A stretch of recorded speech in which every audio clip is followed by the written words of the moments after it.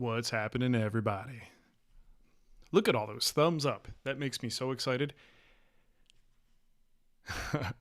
Dean says, I hyped this one up. Look, this is going to be a doozy, you guys.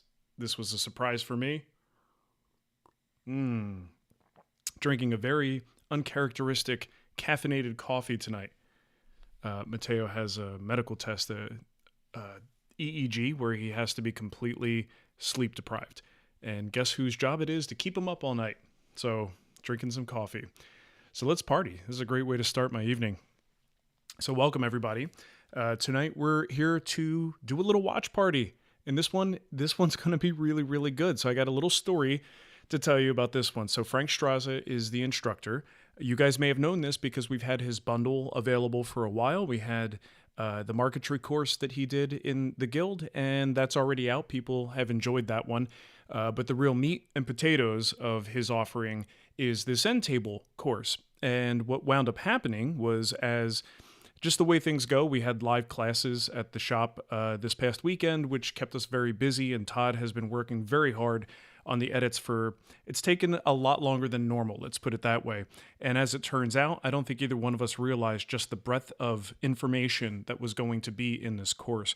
And when I finally watched it, I realized I had miscalculated that what this is no longer just how to make an end table. It's not about the end table. This is about the fundamentals of hand tool woodworking. This is like a cornerstone course that anyone interested in using hand tools for woodworking should be watching this series.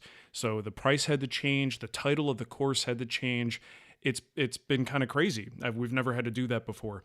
So I am super excited about it. To give you an idea, 8.5 hours of instruction. And this is not just like, boring, watch someone talk. This is very well edited, very well shot, and it is a lot of information packed in there. So what he's doing is using an end table as the subject matter, and every tool he picks up, when he picks it up, you know why, and he's going to tell you how to use it. And then he even shows you alternatives. So when you cut tapers on the legs, he's going to show you 2 different ways to do that, but it's all with hand tools. And then there's references to how you might accomplish this if you're a hybrid woodworker and you want to use power tools. He'll mention that as well, and some things he might normally in his own shop use power tools for. But for those of you looking to go down that hand tool route, this is awesome. So what I have for you today is a full episode from the series. And when I say episode, I don't mean like 5 minutes, 10 minutes. Some of them are 10 minutes, but most of these episodes are 20 minutes. There's some that are 30. There's some that are 40 minutes long. So your time investment here tonight, in case you got a schedule to keep, is 30 minutes. That's the entire thing. You're going to see an entire episode of him cutting mortises for the table. So in the legs, there's a couple of mortises. But he does something so cool. I've never seen anybody do this, but I guess I'm going to ruin the surprise. He uses a sheet of glass up against a board to show you what it actually looks like, what's happening with the chisel inside the wood as he's creating that mortise. And it is incredibly enlightening. As many times as I've seen mortises done that way, and honestly, I've never fully chopped a mortise by hand myself, but I kind of understand what's going on. Watching his methodology that way is just incredible. So anyway, I think I'm talking enough here. Frank Strazza is the instructor, 30 years of experience. The man knows his way around hand tools. You guys are really going to enjoy this. And just to give you a heads up, if you go to twwguild.com or thewoodwhispererguild.com, all the same thing, you can get this course standalone right now, 10% off as of Friday when the course releases, because now it's a pre-order today. It's only Wednesday or Tuesday. On Friday, when the course releases, the price goes up to normal price. So you get 10% off if you buy that course standalone. But if you bundle it with his other course, you're going to get 20% off the fundamentals of hand tool woodworking course. But you're also going to get his marquetry course with that too. So it's a pretty good deal. If you guys are interested in that, twwguild.com. So the first video I'm going to show you is just a quick overview so you kind of understand what this is about. But keep in mind, this promo was done when we kind of thought it was more about the table, right? So you're going to notice it's specifically about that. But let's take a quick little preview here. Hi, my name is Frank Strazza. I've been a furniture maker for over 30 years. In this guild project, we're going to build this table entirely with hand tools. You're going to learn how to use multiple different type of tools, including hand saws, planes, chisels. You'll learn how to sharpen the tools, the proper technique for using them. You're going to learn hand cut joinery, accurate layout. You're going to learn how to cut mortise and tenons by hand. You're going to learn how to cut half-blind dovetails through dovetails. You'll learn how to make a drawer fit perfectly. So many different skills by hand. For those of y'all that are hybrid woodworkers and use both machines and hand tools, I think you'll find this course very helpful. Learning and honing your hand skills is extremely important, even if you do use machines in the shop. Using hand tools can elevate your work to the next level. It gives you so much more control. Using hand tools gives you a freedom that you don't have necessarily with a machine. And oftentimes it can be faster because you don't have the setup that you would with a machine. So you may choose to do some of this project with machines, and you may want to do some of it with hand tools or all of it by hand. For more information, visit thewoodwhispererguild.com. I mean, if that doesn't make you want to be a woodworker, I don't know what does. You guys are asking some really good questions. You're asking me questions about how everything went with the class. I'm happy to answer those, but I want to make sure I respect everybody's time here. So after this is done, I'll collect some of these questions. You guys, I'll be in the chat too. Feel free to ask whatever you want. I'll collect those questions and we can answer them at the end. Jesus says, petition for Frank Strazza interview. So we are renewing the interview series. If you are a Guild Plus subscriber, go check that out at thewoodwhispererguild.com. Look for the Guild Plus information. You could subscribe to that. We are having these video interviews with all of our Guild instructors, and once we go through all the Guild instructors, we'll do other people as well. But Frank will certainly be on that short list of people that I want to talk to and have some in-depth conversations with. So it should be really, really awesome. So let's get into it, guys. 30 minutes here. 30 minutes. Freaking awesome. Let's watch. Okay, so now let's start mortising. Now, I'm going to use just a regular bench chisel.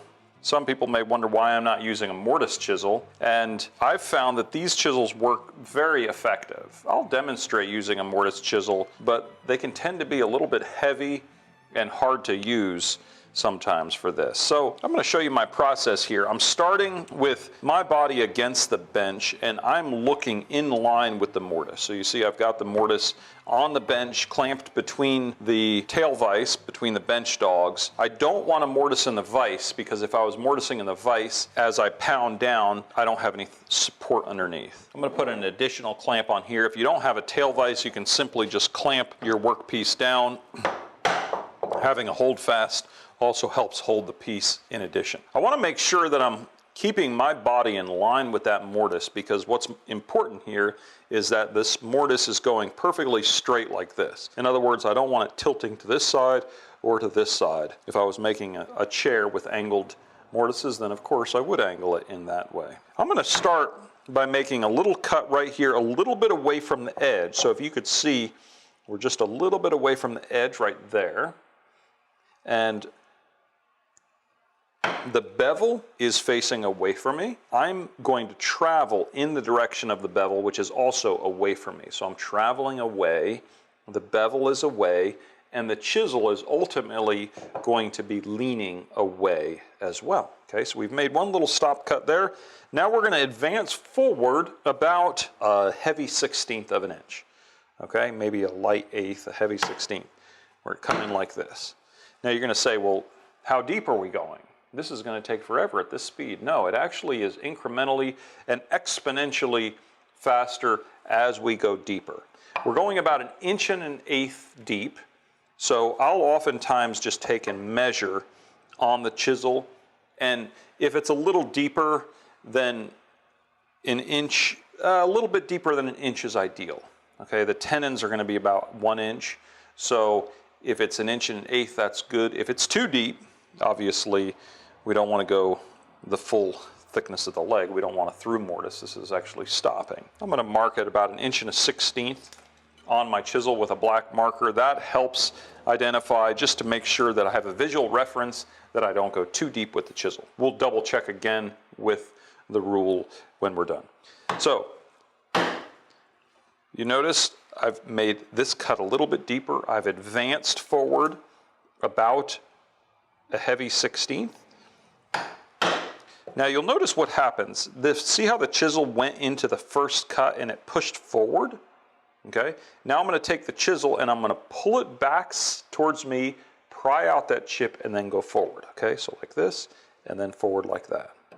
Okay, same thing here. Forward, and then back like this. Okay.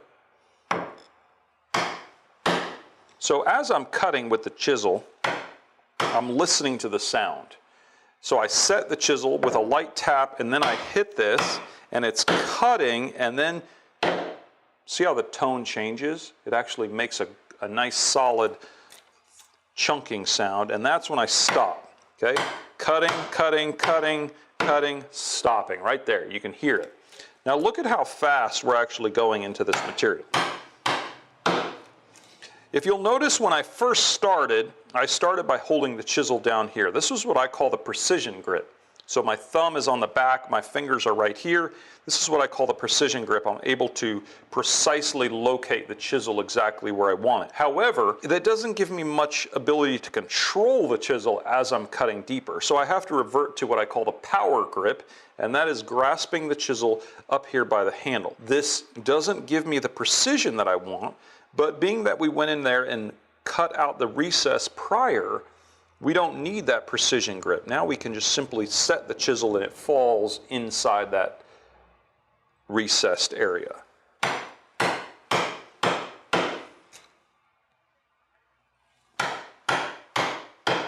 So you see these little chunks that are coming off. This is exactly what I want.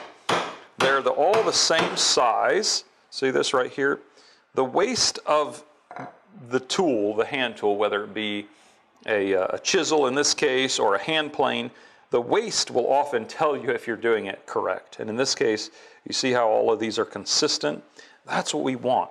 So we're taking off that, heavy 16th, maybe actually let's measure it. It is right about 1/8 of an inch in thickness. We're taking that off. It's all the same size. That's end grain fibers, okay? Now, one thing that'll happen is the chisel will oftentimes want to twist slightly inside the cut. So as it goes down, sometimes it wants to follow the fibers and it will want to twist. So what I'm doing is I'm holding it back to keeping it from twisting. I'm grasping the chisel in this power grip to keep it from actually twisting. Keep in mind, don't go too far forward. One of the keys here is making sure that I don't go too far forward with the chisel like this. If I take too big of a chunk off, it's actually counterintuitive, but I won't actually be taking off enough material. It's better to advance slower forward than take off too much.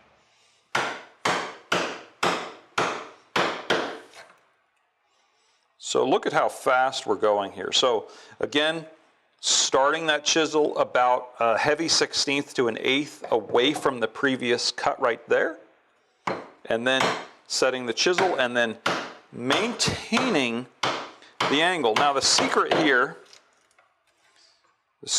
is maintaining the correct angle so that each one of these chips are consistent across the entire length. So if I was to take this chisel and angle it too far down like that, you see what happens, nothing happens. If I take the chisel and I go too far up like that, straight up like this, it just digs into the wood. So the secret here is maintaining that angle and following the chisel down.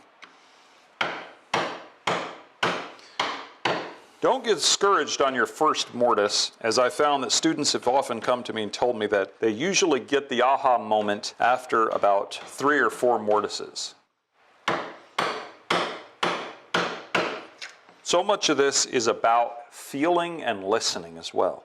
I'm feeling the wood, I'm feeling the chisel, and I'm listening to the tone as it goes deeper. I'm listening to that tone and it's giving me feedback. It's telling me if I'm going too much and when to stop. Let's see if you can listen to this.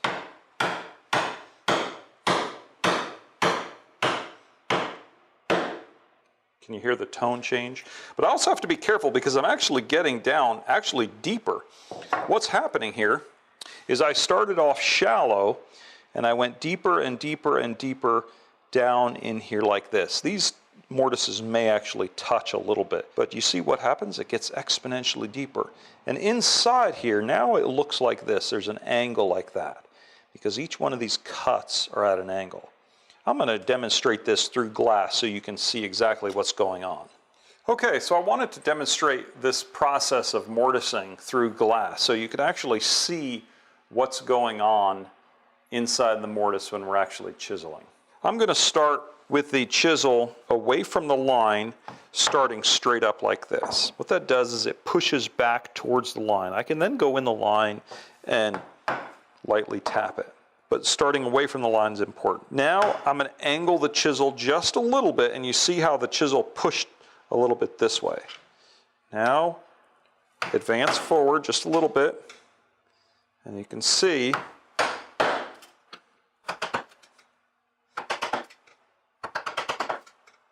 advance forward only about 1/8 of an inch or so. Angling the chisel about 60 degrees in this direction, following the bevel down. See how you follow the bevel down? Until you can hear it when it hits the bottom, right? Pry forward and then back like this. Isn't this great? It's fast, it's effective.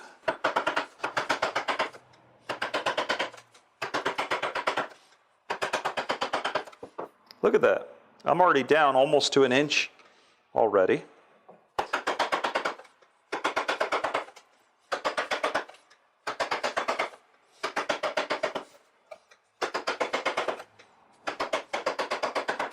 One thing you may notice is as I'm chiseling this, I'm making subtle adjustments back and forth with my chisel because I'm really trying to precisely ride that bevel down and follow along that previous cut. Okay, there we are, right at the bottom. Now what I'm going to do is I'm going to turn the chisel around to where the bevel is now facing me, and I'm going to follow that cut, but just a little bit greater angle. Not too much. Whoops, just a little bit more. So I'm going to follow along this angle. Now we're going to use the 1/4 inch chisel and come in here and clean out that extra material.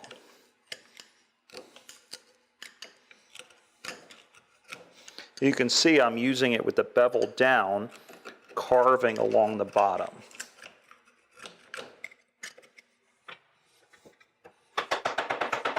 Now I'm going to come in here. I've turned the chisel around so that the bevel is facing away from me.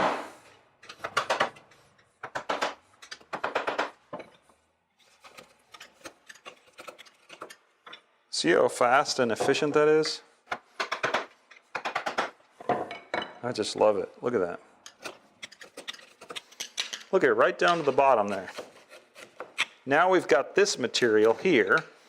So I'm going to I could either turn my body around to the other side, or I can simply come in here, have the bevel facing away from me.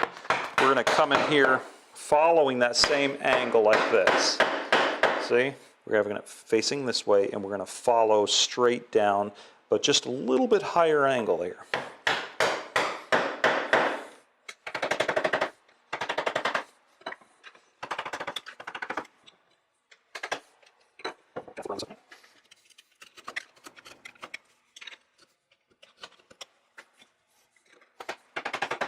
And there you have it.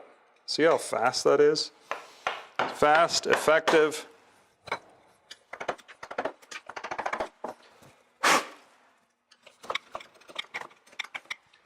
Pretty cool, huh? Okay, so now that you have a thorough understanding of how to chop a mortise, having seen what's going on inside, let's get back and finish the remainder of our mortises. The other thing I want you to keep in mind is as I go down, I pull the chisel forward, which breaks the chip, and then I go back like that, releasing it.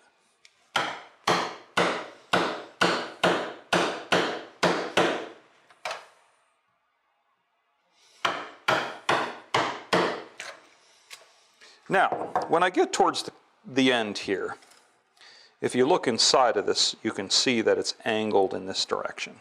So now what I'm going to do is I'm going to take the chisel and flip it over to where the bevel is now facing me. Before, the bevel was facing away from me and I was riding the bevel down, holding the chisel at about that 60 degrees. Now I'm going to take this and turn it around to where the bevel is facing me, and we're going to ride pretty much that same angle, but maybe up a little bit higher. Pulling towards us. Towards us.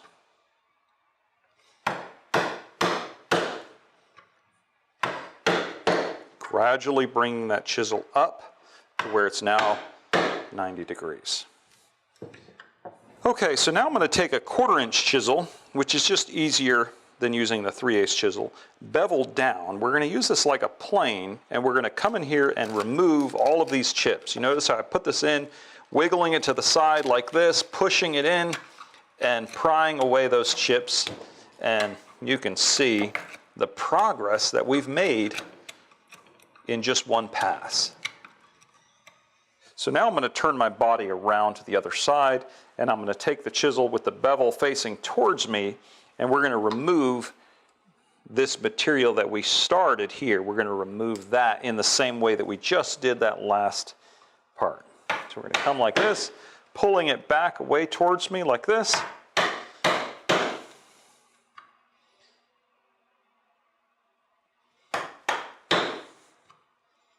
And increasing that angle, pulling it away, making sure not to pry it against this back side because we would damage that back side.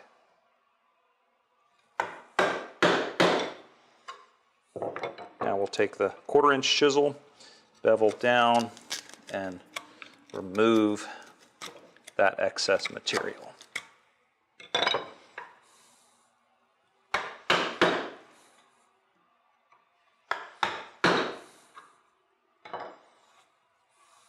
Okay, let's see where we've gone with one pass. I've kind of cleaned out some of the bottom here, and let's check the depth. As I mentioned, each one of these tenons are going to be 1 inch long, so I like to go just a little bit deeper than that. You can see I'm just a little bit deeper right down here, deeper than 1 inch, but here I still have a little bit more to go. So now we're going to deepen that. One thing that I can do is very carefully come in here with a 3/4 inch chisel and lightly tap this right here.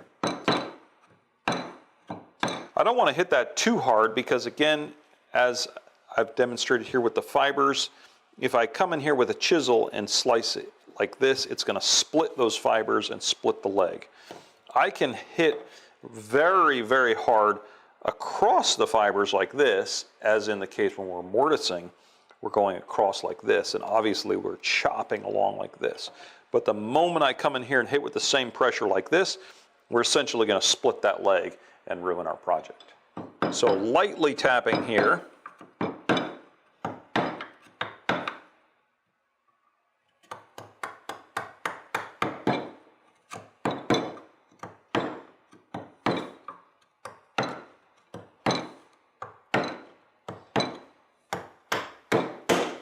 Now I'm going to go through the same process again, but this time obviously we don't have to go as deep. So how do I control that? Well, going through the same exact process again, but angling the chisel a little bit more like this will keep me from going as deep. And I'm also watching the mark on my chisel.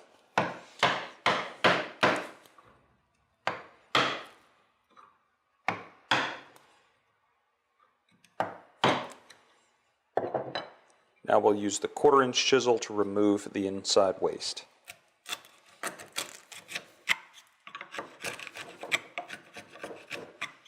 So again, there's the bevel, and I'm working the chisel along the bottom like that to essentially plane the bottom of the mortise. One thing that I want to keep in mind is when I'm cutting this, I want that mortise to be slightly undercut like this. So on the inside I want it to look like that, and then even a little bit like this. In other words, I don't want it overcut like this to where it's narrower down at the bottom.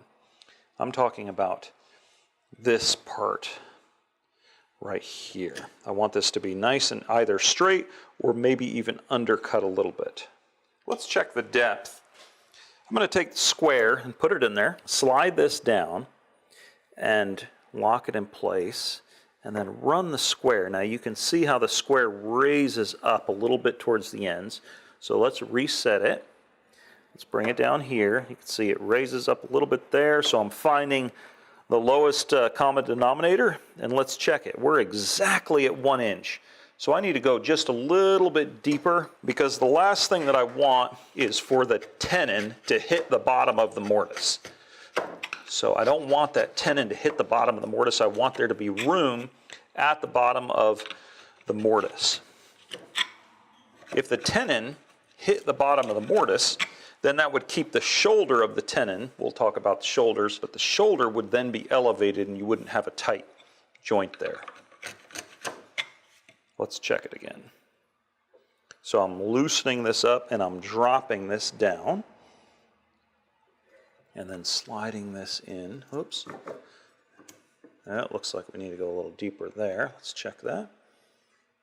So this is how we check that, check the depth. Planing the bottom. And there we go.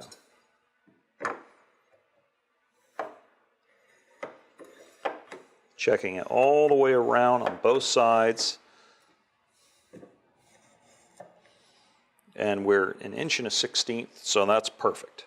One last thing I want to do to this mortise is I want to just make sure that the walls are nice and clean. Obviously we haven't really done much to the walls. Sometimes I'll come in here just with a wide chisel, either a 3/4 and even a 1 inch chisel.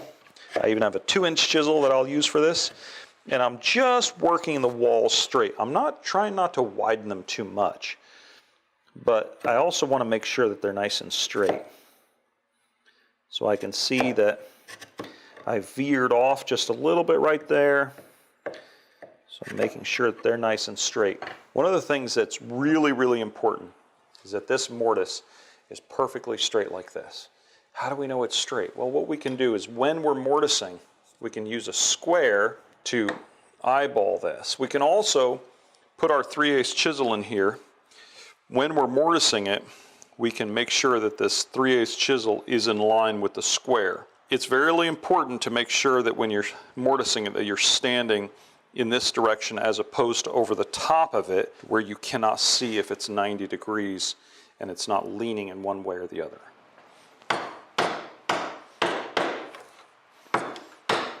So there's lots of different ways to cut a mortise. Obviously, mortises have been cut for thousands of years using just a chisel. Typically in my work, I'll use a mortise machine. Some people will use a router. There's lots of different methods for doing this. I like the mortise machine. That's the way I was taught 30 years ago. But doing it by hand is rewarding, and you don't need an expensive machine to do this. You need a simple chisel and a mallet. I wanted to talk a little bit about the difference between the mallets that I use typically in my work. This is what I refer to as a joiner's mallet, and this is a carver's mallet. So we've got two different types of mallets. I see a lot of woodworkers use a carver's mallet for joinery, and I'm going to explain why I don't recommend doing that.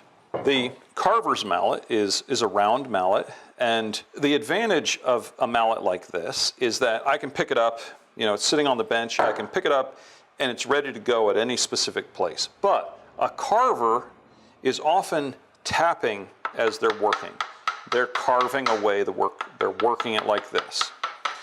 The joiner's mallet is usually done where I'm using the weight of the mallet. So if you remember when I was mortising this, I would set with a light tap and then I'd hit it and I'd allow the weight of the mallet to bring the chisel into the workpiece. So it's a lot different than actually just tap, tap, tap, tap, tap. The other advantage is the actual weight is helping create this. It's actually helping bring the chisel into the cut as opposed to this, which is lighter.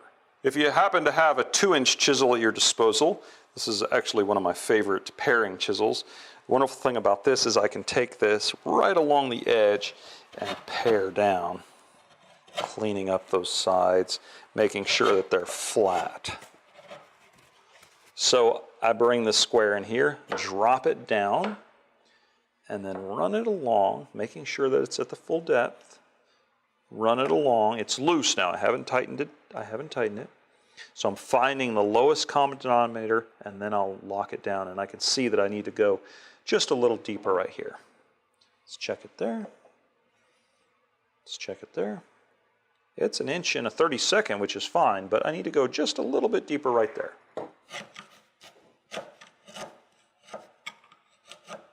I talked about earlier this cut needing to be straight or slightly undercut. The one way that I can tell if that is accurate is if I bring the square up here and I slide it up like this, and if the edge of the square touches right there, then I know we're either perfectly straight or undercut. If I bring it back and there's a gap right here, then I know that this cut is like this because it would be hitting down at this point right there. This looks like it could be a little bit more, but that's pretty close. So with a 1-inch mortise here, it's a little bit harder to go deep on the first pass because the depth is created by going in a longer linear motion like this. The process is pretty much exactly the same, but we may have to go on a couple more passes. So starting it out, we're going to start with the chisel away from the line, because if I stick the chisel right on the line, it could have a tendency to push back away from the line in this direction.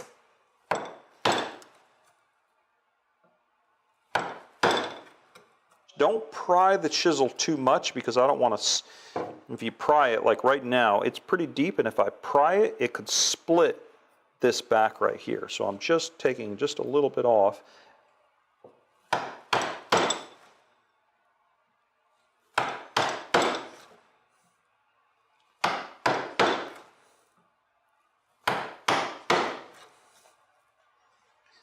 Now I have to turn the chisel around.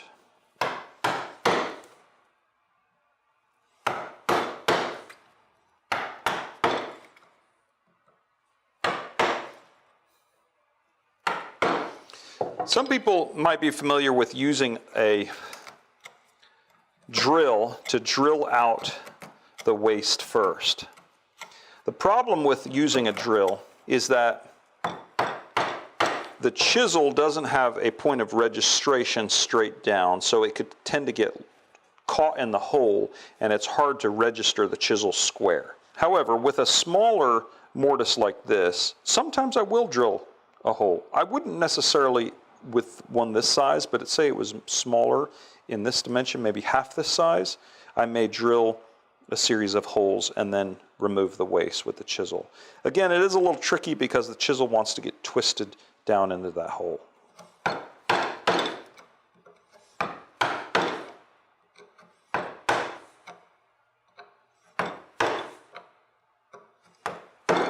These smaller mortises are much more challenging because you don't really have as much room to work in there.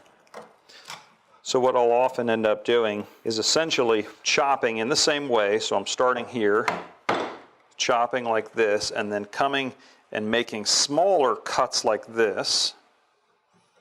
So the bevel's away from me until I can't cut anymore. And then I have to turn the chisel around and make another stabbing cut down in the bottom of that mortise. I'm not too worried about bruising the edge right there because there is going to be a shoulder all the way around here.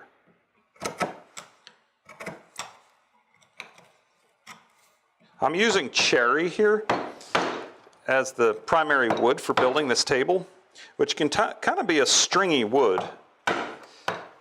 Walnut is a good choice to use. It mortises well. Okay, I want to show you the three types of chisels here. I've got a socket chisel, which is this one here where the actual handle goes inside of the chisel. I like this chisel a lot. This is made by Lee Nielsen Tools. The Reason I don't use it, I'll use this sometimes for mortising, but this handle, it can tend to twist a little bit in my hand. I like this one. The problem with this one, this is what we call a tang chisel, and that's where the actual metal goes into the handle like this. I have found that if you're kind of hard with your chisel, that this part can bend a little bit, but the handle is substantial and beefy enough that it doesn't twist in my hand as much. For mortising, there is actually a chisel specifically for that, the mortise chisel, and that's this one. This was also referred to as a pig sticker. As you can see why, it's quite a massive chisel. And it's very wide in this dimension, and it also has, what I really like about it, is an oval handle. But I don't really like this for mortising, and the reason why is because of the massive amount of the steel here, it's not as effective as a thinner chisel. If you insist on using a mortise chisel, the technique is similar, but I'll show you. What you would do is you'd start in the center like this, and again, it's not as efficient because now I have to turn the chisel around and make a V cut in the center like this. Okay, I can come around here, I can come like this, then I have to turn the chisel around. To me, it's a slower, more laborious method. I've just gotten used to using the regular bevel edge chisel, and it works really well. Again, if I use the same technique with the mortise chisel like this, it would work, but it's just more massive amount of material to have to push into the wood. So you've got more steel here. So you may have been taught the method with starting with a V in the center of the cut like this. And that's fine if that's the way you were taught, but I find that it's somewhat of a wasted economy of motion having to flip the chisel back and forth in my hand as opposed to the method that I use and the method that I'm showing you now, where we're just working in a linear motion working across the board. If you have a mortise chisel, give it a go. But I think you'll be pleasantly surprised if you pick up your bevel edge chisel and you chop a mortise in the technique and methods that I've shown you. I got to tell you, we haven't had this much like positive energy in a guild course in a long time. Like everybody is super stoked about it. I'm stoked about it. You guys seem to be really excited about it. It's going to be a great course. And I don't think we've ever done anything like this. This is the equivalent of like, got this idea brewing in my head about a beginner's woodworker course, but more, of course, focused on the hybrid woodworking and power tool side of things. And I want to do that in the guild. This is what I would do if I had the skill set and the knowledge to do it in the hand tool world. It's fantastic. So it's at twwguild.com. If you guys want to take a look at that, get on that pre-order. So it is a pre-order because today's Tuesday. The course comes out on Friday. And remember, if you get the bundle with the marquetry course, you could save 20% off of the fundamentals course. If you get the course alone, right now it's 10% off. So just a couple of questions that came in. Frank was answering questions in the chat while we were all watching. John Hayes asked, with hand tools, how do you get snug fits most of the time instead of filling gaps with fillers? And while I don't think we can answer that question in the context of this live today here, John, that's what this course is about. It's understanding how to manipulate hand tools, how to prep the material, how to prep your joinery, and then how you're following through with that joinery. It's also a key thing, and this is something I learned from my buddy Shannon, is understanding which surfaces really matter when it comes to hand tools and working those in a way that makes sense for the project. A lot of times as power tool woodworkers, we think in terms of every surface having to be perfect. And sometimes with hand tools, you have to think about this a little bit more simply, but the end result is still the same from the outside, right? It's just a matter of like which surfaces actually matter and then creating your joinery off of those. So Frank goes into all that. That's really the heart of what this course is about, is how to get those snug fitting joints with hand tools and no fillers. And that said, he does show you some tricks on how you can fill some minor flaws and things like that, I believe, in the dovetails. So this is a table. We're talking about legs. We're talking about mortise and tenons. tapers. There's a drawer, so you have drawer fitting, drawer construction, through dovetails, half-blind dovetails. Let's see, he makes a top, so you have panel construction. We have an entire video that's focused, I believe it's about 40 minutes long, focused on milling with hand tools. So that's milling your boards flat, edge jointing your boards. There's an entire video on sharpening. I believe that one's 30 minutes long. And Frank shows you his methods for keeping an edge on his tools, including chisels and plane irons. It is 23 or 24, I forget, but I think it's 23 videos in this series, 8.5 hours of instruction. That's the reason this is, now the most expensive thing we offer in the guild. But I honestly, truly believe it's worth twice as much. I just don't think the market would accept that price. But all the information is there. You could see from this 30-minute segment, this is just one little portion of what you're going to get with this course. And Frank does a tremendous job. I absolutely love sitting through and watching these videos when I was previewing for the course. It was just a great learning experience. I think you guys are going to like it too. So I'm happy to answer any chat questions that come up. If you guys are interested in this course, twwguild.com, check that out. Oh, one more thing. Yeah, so somebody asked, I think Tommaso asked if there was a coupon code. There's no specific coupon code for this course, but I should mention that Guild Plus subscribers, you get an automatic 5% discount on anything you buy in the Guild. So in addition to the pre-order discounts, you get an extra 5%. So if you're a Guild Plus subscriber, there is that. Someone asked about the classes this weekend, so kind of pivoting away from Frank's thing. Frank was in the chat room, by the way. Thanks, Frank, for hanging out. Really appreciate you answering some questions there. And so someone asked how the class went this weekend. It was great. It was a lot of fun. Ava just came home from Girl Scouts, so. It's cold! Okay, I'm doing a live thing, hon. You want to say hi real quick? Make it quick. Say hi. Hi. Okay. So the class was really good. 5 great guys. Had a blast. Lots of laughs. I think we learned a lot. I learned a lot. It was a new project for me and sort of an unproven design, and these guys really helped me sort of refine what we're doing with that course and the class in the future. And it was just a really good time. Mom was cooking dinner every night, had great lunches and great dinners. It was a lot of good energy, and we had a lot of fun. So thanks for asking. You guys like the little appearance there. So. All right. I don't want to keep you guys too long. It was definitely a long segment there to watch, but 23 episodes in this series. You guys are going to love it. So twwguild.com. Thanks so much, Frank, for sharing your knowledge with us. Even if you're a power tool woodworker, there's a lot to learn, and a lot of this information is transferable to the things we do with power tools as well. And certainly if you're a hybrid woodworker, self-confessed hybrid woodworker like me, it's incredibly valuable. And I think the more hand tools we incorporate into our work, honestly, the better. So anyway, thank you guys. Hope you have a wonderful rest of your week, and wish me luck as I stay up all night. Literally. I got to get more coffee. All right, take care.